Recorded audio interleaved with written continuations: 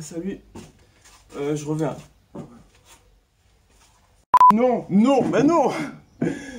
Restez chez vous. Non, tu ne peux pas sortir comme ça. C'est pas possible. On peut pas, entre nous, on peut pas. On peut pas. Ok? Bon, ok, aujourd'hui, on se retrouve dans une nouvelle vidéo qui sera... Je dois faire une nouvelle vidéo.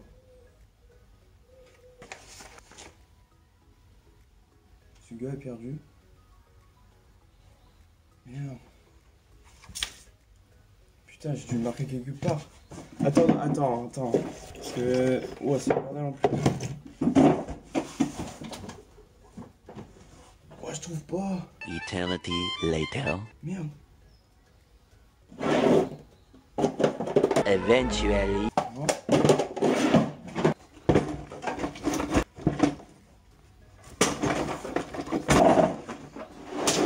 Bah, je...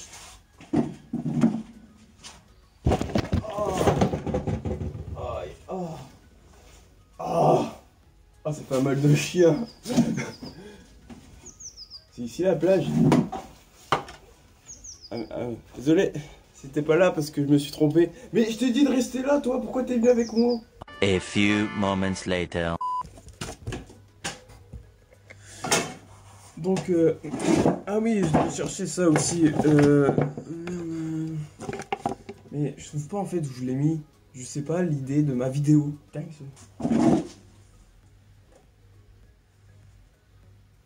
ah oui. On va parler de ça, mec. Avec des pieds. Parce que ça a des pieds. Voilà.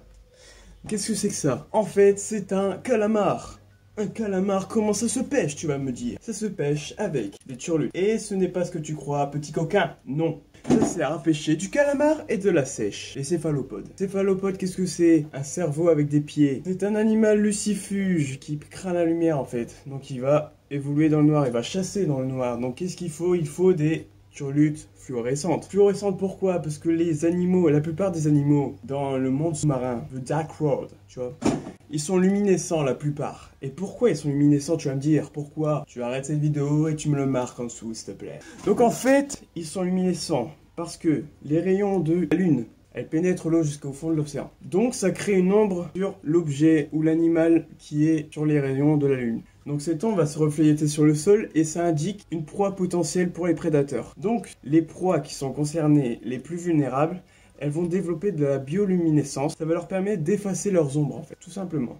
Donc moins se faire remarquer par les prédateurs et survivre plus longtemps. Les animaux vont jouer sur la discrétion. Donc voilà. Et c'est pour ça qu'on fait des turlutes, la plupart qui sont fluorescentes. Je vous invite à regarder une vidéo que je mettrai dans la description. Donc ça parle un peu de la luminescence, tout ça. Donc c'est un youtubeur qui a fait ça. Moi, dans ma région, le nord, où il pleut, machin. La pêche du calamar se passe de septembre à début décembre. Après, c'est plus la peine. Ou ça dépend des conditions climatiques, mais après, c'est plus la peine. Ils repartent en merde. Enfin, je sais pas ce qu'ils font. Parce que de septembre à décembre à peu près, il y a les rejets de matière organique. Donc ça apporte du poisson de fourrage en fait dans les ports. Et c'est là où ils se nourrissent. La température diminue, donc ça leur permet d'aller en surface pour aller chercher leur proie. Parce que c'est un animal qui est forcément dans les abysses et qui est forcément dans de l'eau froide. Donc voilà, ça leur permet de monter un étage dans la couche d'eau, tu vois. Surtout, par exemple, dans ma région, il faut se fier uniquement donc à la lune, mais aussi à l'activité du poisson fourrage. C'est ça qui va vous faire en fait vraiment votre pêche en fait.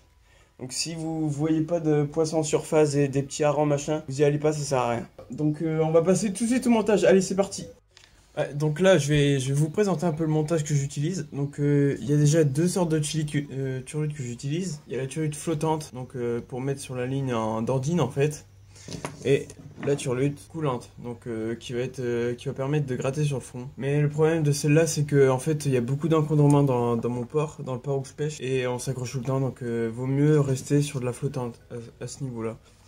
Donc tout d'abord, vous avez la ligne. Vous faites en fait un nœud palomar, ça s'appelle, donc je vais vous montrer tout à l'heure ce que c'est. Vous mettez votre turlute flottante en fait, et ensuite vous mettez 40 cm de bas de ligne avec le plomb. Donc le plomb ça dépend de la courantologie, tout ça qu'il y a dans le port, marée haute, marée basse, tout ça. Moi j'utilise entre 30 et 40 grammes, donc voilà.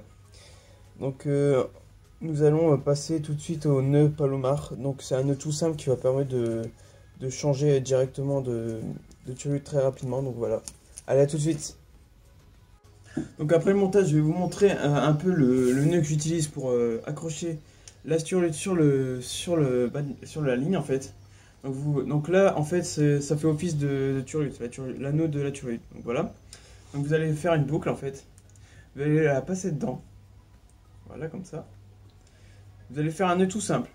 Comme ça. Hop.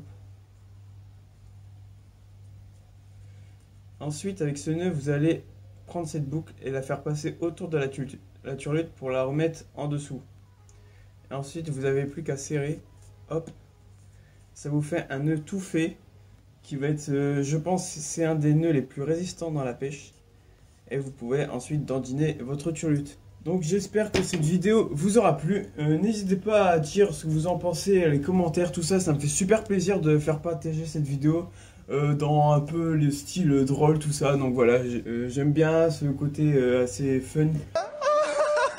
Ça fait longtemps.